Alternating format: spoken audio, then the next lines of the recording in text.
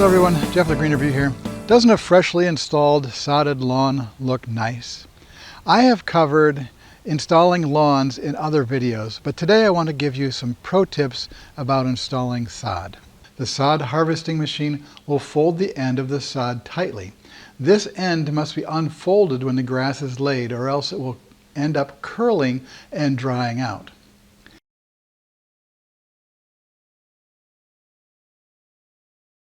Sod fields are not perfectly level.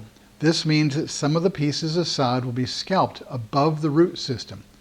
This is one reason we order 5 to 10% more sod than the actual area we are covering. Do not lay a roll of sod that has been scalped. It can be saved and the good portion of the roll used wherever a cut piece is needed. The scalped area may be along the edge or in the middle of a piece.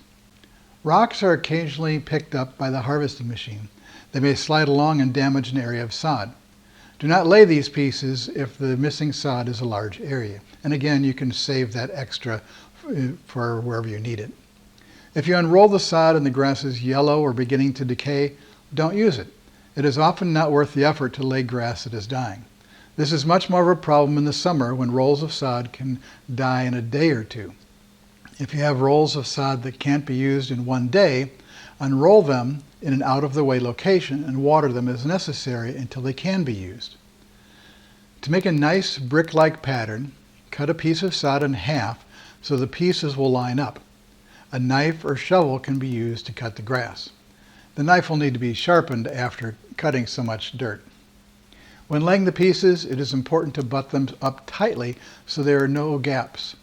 If a piece is laying on top of another piece, it needs to be put back into place. It is inevitable that some of the sod rolls will dry and shrink, or they were not laid close enough together. The gaps between pieces will remain gaps until soil is added between the pieces. That way the grass can grow into the gap.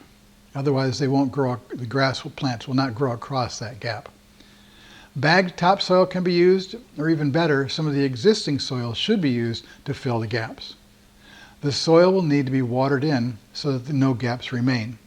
Another way to cover up the gap is to fill it with sod. A small piece of sod that fills an inch or less will probably dry out and die. But a larger 6-inch or larger piece can be used to replace the bad ends of the previous rolls and to cover the gap. The sides of the roll of the sod must not be exposed to the air, or else the soil along the edge will dry out and the grass along the edge will die. This means that along walks and driveways, the ground level must be low enough that the thickness of the sod soil can be below the top of the concrete.